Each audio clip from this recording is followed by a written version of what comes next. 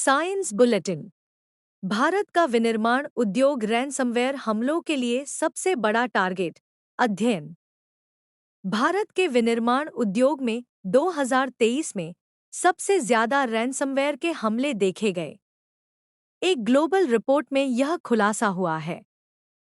पालो Alto network की unit 42 की रिपोर्ट 250 से अधिक संगठनों और 600 से अधिक घटनाओं के डेटा पर आधारित है। इसने लीक साइटों के प्लेटफॉर्मों से 3,998 पोस्टों की जांच की, जहां धमकी देने वाले सार्वजनिक रूप से पीड़ितों को फिरौती देने के लिए मजबूर करने के साधन के रूप में विभिन्न रैनसमवेयर समूहों से चुराए गए डेटा का खुलासा किया। विश्व स्तर पर साल 2022 से 2023 तक मल्टी एक्सटॉर्शन रैनसमवेयर हमलों में साल दर साल 49% की वृद्धि देखी गई, जबकि भारत में विनिर्माण सेक्टर सबसे बुरी तरह प्रभावित हुआ।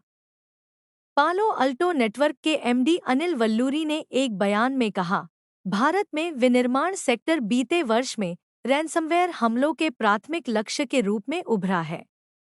यह अस्थिर प्रवृत्ति भारतीय विनिर्माण सेक्टर के भीतर महत्वपूर्ण कमजोरियों को रेखांकित करती है।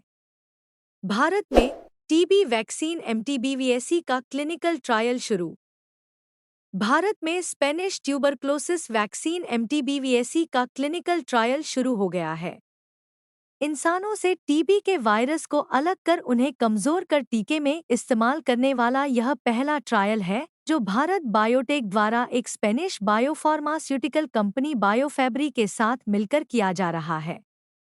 कंपनियों ने रविवार को एक संयुक्त बयान में कहा कि एमटीबीवीएसी की सुरक्षा और दक्षता का मूल्यांकन करने के लिए परीक्षण 2025 में शुरू होगा। बायोफैब्री के सीईओ एस्टेबन रोड्रिग्ज ने कहा, 3 दशकों से अधिक के शोध के बाद देश में युवकों और नाबालिग में ट्रायल करने के लिए यह एक बड़ा कदम है, जहां दुनिया के 28% टीबी के मामले सामने आते हैं। फिलहाल टीबी के खिलाफ लड़ाई में केवल एक टीका बीसीजी, बैसिलस कैलमेट और गुएरिन है। जानवरों में अधिक वायरस फैलाते हैं। इंसान। अध्ययन। एक अध्ययन में पाया गया है कि इंसान अक्सर जंगली और घरेलू जानवरों में वायरस फैलाते हैं, जिससे उनमें बीमारी का खतरा बढ़ जाता है। यूनिवर्सिटी कॉलेज लंदन (यूसीएल) के शोधकर्ताओं ने वायरल जीनोम का विश्लेषण किया, जिससे पता चला कि मनुष्यों को कभी भी वायरस फैलाने का स्रोत नहीं माना गया है और मानव सेप्शु में वायरस के फैलने पर बहुत कम ध्यान दिया गया है। यूसीएल के जेनेटिक्स इंस्टीट्यूट और फ्रांसिस क्रिक इंस्टीट्यूट के डॉक्टरेट छात्र प्रमुख लेखक सेड्रिक टैन ने कहा, जब जानवर इंसानों से वायरस पकड़ते हैं तो यह न केवल जानवरों को नुकसान पहुंचा सकता है, बल्कि पूरी प्रजाति के लिए संरक्षण का खतरा पैदा कर सकता है। बल्कि इसे रोकने के लिए बड़ी संख्या में पशुओं को मारने की आवश्यकता होती है। इसके अलावा, यदि मनुष्यों से लाया गया कोई वायरस किसी नई पशु प्रजाति को संक्रमित करता है, तो मनुष्यों के बीच खत्म होने के बाद भी यह पनपता रह सकता है।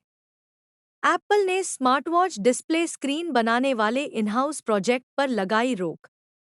आईफोन बनाने वाली टेक दिग्गज कंपनी एप्पल ने कथित तौर पर अपनी स्मार्टवॉच के लिए डिस्प्ले स्क्रीन विकसित करने की योजना को स्थगित कर दिया है। ब्लूमबर्ग की एक रिपोर्ट कहा गया है कि टेक दिग्गज ने माइक्रो एलईडी तकनीक के साथ स्क्रीन बनाने के लिए एक इन-हाउस प्रोजेक्ट पर रोक लगा दी है। आईफोन निर्माता अब कथित तौर पर उन टीमों को पुनर्गठित कर रहा है जो डिस्प्ले इंजीनियरिंग संभालती हैं, और साथ ही वह अमेरिका और एशिया में दर्जनों भूमिकाएं भी समाप्त कर रही हैं। एप्पल ने इस रिपोर्ट पर तुरंत कोई टिप्पणी नहीं की। BNT की खास पेशकश।